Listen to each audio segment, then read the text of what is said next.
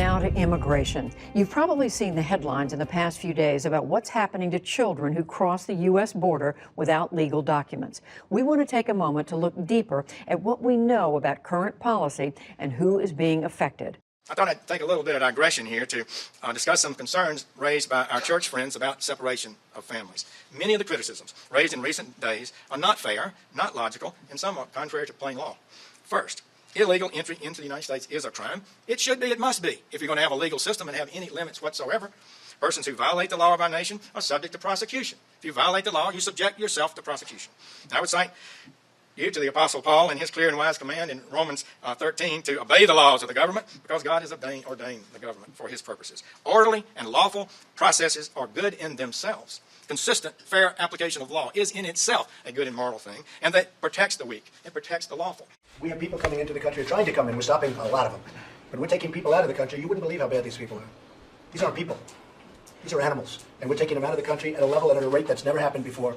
Now, this new Trump policy orders a, quote, zero-tolerance policy for all offenses and states emphatically the zero-tolerance policy supersedes those other existing policies I mentioned, meaning the more family-oriented policies of past administrations, in both parties, by the way, are now out.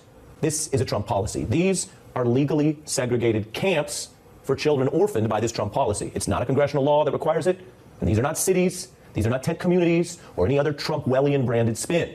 That's the reality. Now, what about how it looks under this administration? Well, in another Trump-Wellian tactic, Trump's aides have been focused more on changing the images of this crisis than the policy on the ground that I was just telling you about. So the family separation is continuing while Trump aides push this tightly controlled imagery. On the left, you can see the video from the administration that tries to depict a safe environment. On the right, we have the reported facts for you. Investigators in only Texas, for example, have already found healthcare problems, mistreatment of children, a lack of supervision, and a widespread inattention to the government-inflicted trauma on children and parents alike. And tonight I can report Donald Trump is lying about his policy, which raises the question, Mr. President, if you are so ashamed now of your policy, if it is heartless, why not halt it instead of lying about it? A factual warning, what I'm about to show you is not true. People say, look, you rip these families apart, even though it is the law, it's heartless. But that's the law, and that's what the Democrats gave us. The Democrats forced that law upon our nation. I hate it. I hate to see separation of parents and children. That's false. And we know it is a lie because Donald Trump and his attorney general explicitly created this policy orphaning children. A newly opened tent city along the Texas border is at the heart of the national immigration debate. The Trump administration announced the creation of the temporary housing facility for unaccompanied immigrant minors at the Tornillo port of entry last week. Now, each tent holds about 20 children. Now, the Department of Health and Human Services started using these tents to house unaccompanied minors on Friday. The tents are surrounded by layers of fencing, dirt roads, and produce fields. This place is desolate out here, and during the day, the temperatures get extremely hot. Now, some of the minors staying here were separated from their families that crossed into the U.S. illegally. When Mexico sends its people, they're not sending their best. They're not sending you. They're not sending you. They're sending people that have lots of problems, and they're bringing those problems with us. They're bringing drugs, they're bringing crime, they're rapists, and some, I assume, are good people. If I might, I just wanted to make a brief statement on immigration and what's happening. And I'll say it very honestly, and I'll say it very straight. Immigration is the fault in all of the problems that we're having, because we cannot get them to sign legislation. We cannot get them even to the negotiating table. And I say it's very strongly the Democrats' fault. They're really obstructionists, and they are obstructing. The United States will not be a migrant camp, and it will not be a refugee holding facility. It won't be. You look at what's happening in Europe, you look at what's happening in other places, we can't allow that to happen to the United States, not on my watch. For the rest of the world, you look at everything that's taking place, pick up your newspapers this morning, and you see. We want safety and we want security for our country. If the Democrats would sit down instead of obstructing, we could have something done very quickly. Good for the children, good for the country, good for the world. It could take place quickly. We could have an immigration bill. We could have child separation. We're stuck with these horrible laws. They're horrible laws. What's happening is so sad. It's so sad. And it can be taken care of quickly, beautifully, and we'll have safety. This could really be something very special. It could be something maybe even for the world to watch, just like they're watching our great economy, how it's soaring. They could watch this. We have the worst immigration laws in the entire world. Nobody has such sad, such bad, and actually in many cases, such horrible and tough. You see about child separation. You see what's going on there. But just remember, a country without borders is not a country at all. We need borders. We need security. We need safety. We have to take care of our people. You take a look at the death and destruction that's been caused by people coming into this country without going through a process. We want a merit-based immigration system, so that Boeing and Lockheed and all of the people, Grumman, all of the people that are here today, the heads of every company, so that you can hire people on a merit base. You know they're coming in, they're people that came on merit, not based on a lottery or not people that snuck across the border.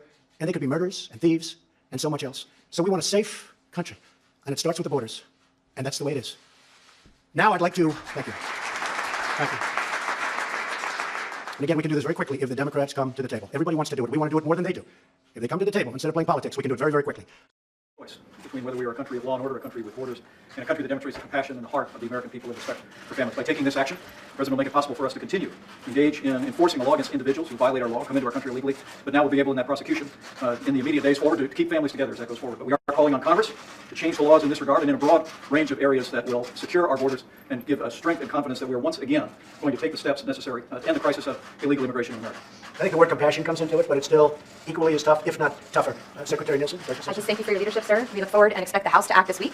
We ask them to do their job. The laws need to be changed. This is a problem that president after president has dealt with for decades. This one is willing to stand up and fix it. We ask Congress to do their part. Thank you, sir, for your leadership. Thank you very much. Great job. Okay. You're going to have a lot of happy people.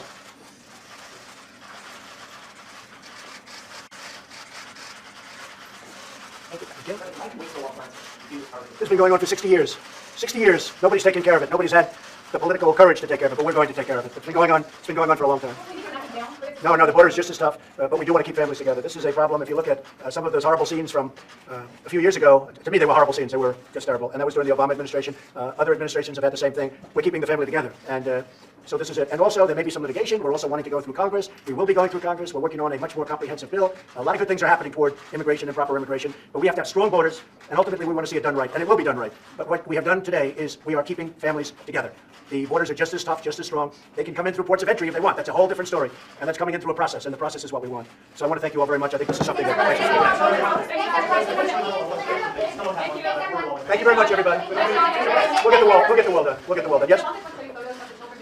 No, Ivanka feels very strongly. My wife feels very strongly about it.